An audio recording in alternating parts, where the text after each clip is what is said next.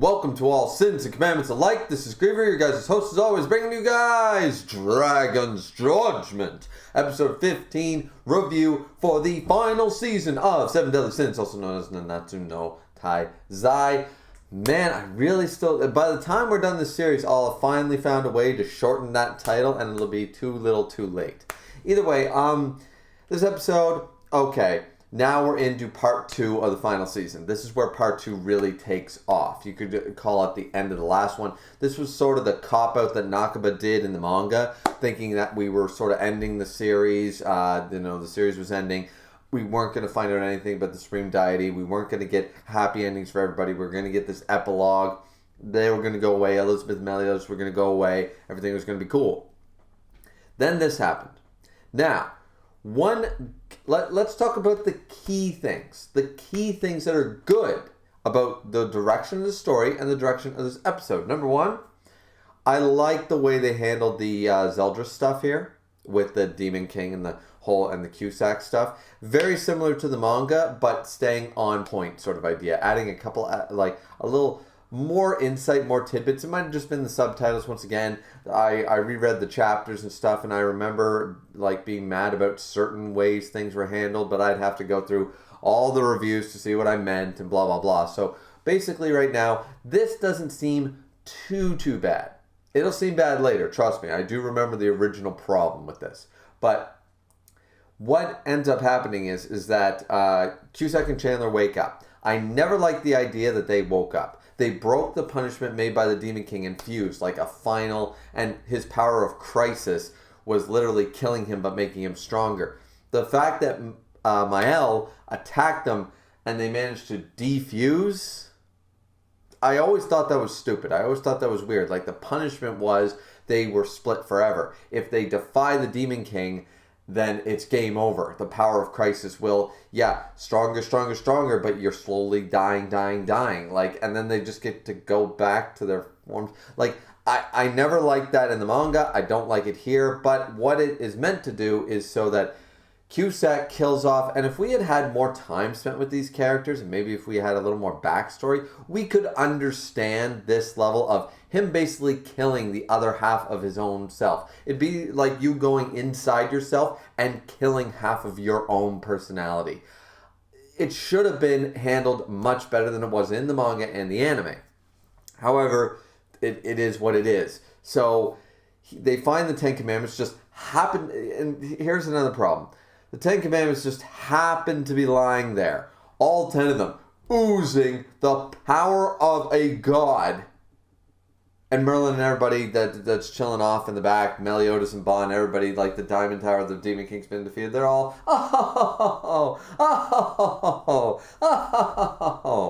It's like, what's that evil fucking aura I've been sensing, for the last, 5 minutes? It just seems a little convenient. Anyways, so Cusack kills Chandler, grabs the commandments, grabs a beaten Zeldris, and heads off away from the battle so that he won't be sensed because they're distracted. It's distracted by the power of a goddamn god in literally 10 feet away, but whatever. And goes there, puts them not knowing. Once again, Cusack doesn't know what they all know. Zeldris has found out. The whole Ten Commandments equal the seat of the Demon King's throne. No, it's a body snatching technique. It's cookie cutter. It's terrible. But that is what the story is. So Zeldris tries to fight it no, don't do it. He's trying to wake up and tell him, don't do this to me. Ends up happening against Zeldris' consent. New Demon King butchers Cusack. End of that. Badass looking adult Zeldris looks way better than Meliodas. Way better than the, white spandex suit Demon King Meliodas. Looks way more badass. And then when he walks out of the cave, he even gets an even more badass suit. He's got an eye from Zelda sort of idea thing, like a Gorgon's eye, or the Beholder eye sort of idea. Just all over the place. Looking pretty cool. He's got the cape, he's got the look, he's got the Zeldris long hair. He's looking like a pimp. So the Zeldris stuff, I do like the fact that Zeldris, now we get to see Demon King Zeldris. Fine dandy. Once again, a quick problem with this is that he complains like, not nearly as strong as Meliodas, but actually surprisingly still pretty good. And once I get used to this form, I'll be just as strong. So, not that I want exactly the bad guy to win, especially such a terribly written villain as the Demon King. But the fact of the matter is that 3,000 years ago, till now, till this point, everything he's been doing has been trying to get Meliodas' body, when he literally, for over 3,000 years, could have taken Zeldris. Then he would have this level of power, and then he could kill everybody. Nobody had a power up yet. It's basically like having Super Saiyan 3. It's like Majin Buu comes down in the Saiyan saga, and he just wins. Instant. And then if he was actually concerned about, yeah, but I'm so power hungry that I want the other thing because he's an idiot, he can go, well, I guess now that I have Meliodas' rotting corpse in front of me, I suppose I can probably do something with this. I am a god. I am the Demon King. I could probably now mold this to my will and then transfer after I've already kicked his ass and killed everybody. Like, seriously. This whole plan by the Demon King was ridiculous. It was built to fail.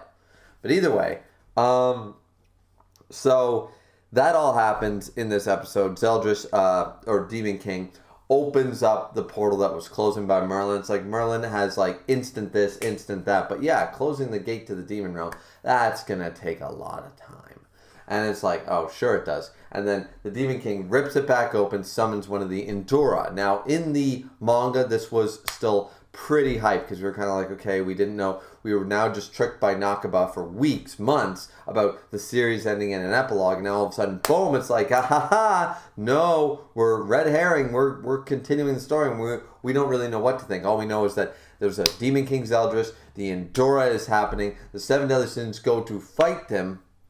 But Meliodas is going to go with Elizabeth, who already knows. They ask him, like, who could be possibly. They go through the possibilities of how the Demon King's still alive. Because, of course, Elizabeth, crushed by the boulder, not crushed by the boulder, saved at the last minute by Merlin. That'll be ironic later. And the Hawk Mom won't wake up because something about Arthur. And just there's just a lot of storylines going on here. And Escanor pleading to the heavens for Mael to lend me your power one more time. And I'm like, the only redeeming thing, Zeldris in full adult form and Escanor wanting his power back, only good things for the rest of the series. But the point is that this episode showcased actually a good scene near the end, because so the Seven Deadly Sins go off to fight them.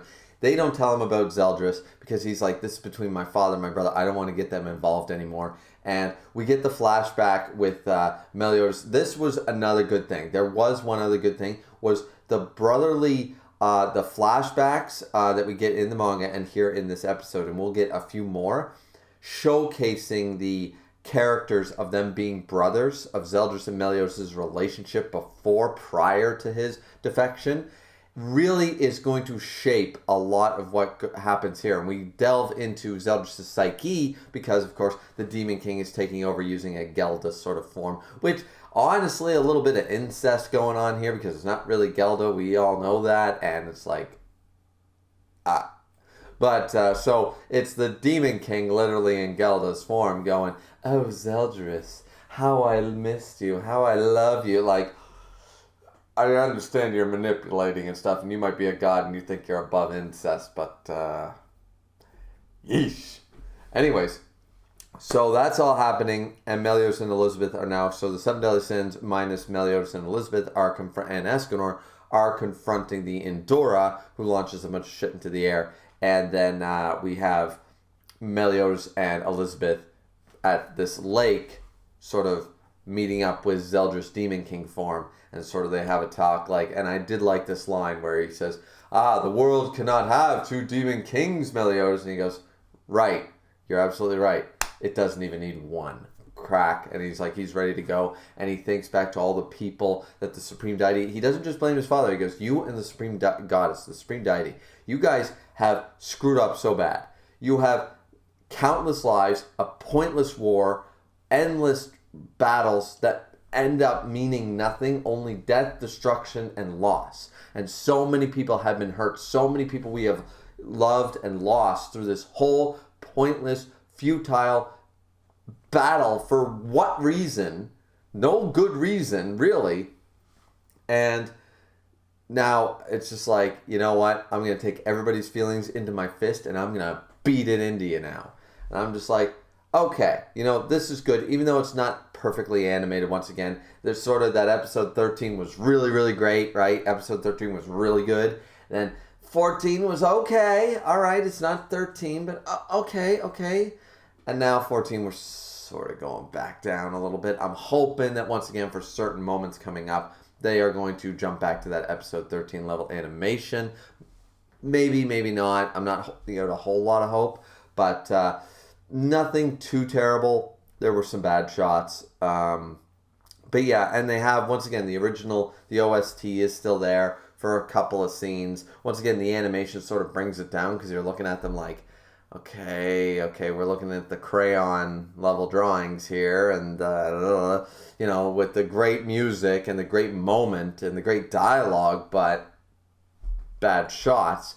But other than that, no, it was an okay episode. It sets up a lot. I like, once again, just like at the beginning of the season, they followed multiple storylines instead of like just focusing on one group for like the next 2 episodes. They're doing the whole, we have an anime episode, we have 22 minutes. They're going to jump between all these storylines to see them happen simultaneously, unlike the manga, which is the same thing, as I said, they did at the beginning of the season. I think pacing-wise, this season has done an excellent job, 9 to 10 out of 10 pacing-wise. No problem with the pacing whatsoever. And here we're just seeing more of that, more of the corrections that the manga sort of screwed up, in my opinion, pacing-wise.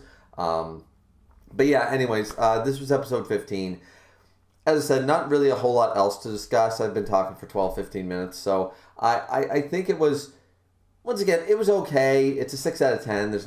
It wasn't good. It wasn't bad. It was just, it's here. And it's the real beginning of the end. There's going to be some shit that's going to go down. I'm hoping that this fight is better animated than the Meliodas Demon King versus Bond fight and stuff like that. I'm hoping that when they finally, because next episode they're going to lock fists. The Endure versus the Sins, and Meliodas and Elizabeth versus the Demon King.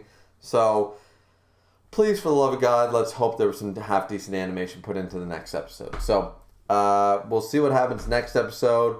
Like, comment, subscribe. As always, don't forget to hit that notification button, etc., etc. Don't forget to drink responsibly. Drink responsibly, as I clearly have done. And we will see you back here next time, ladies and gentlemen. Peace out. Have a nice one.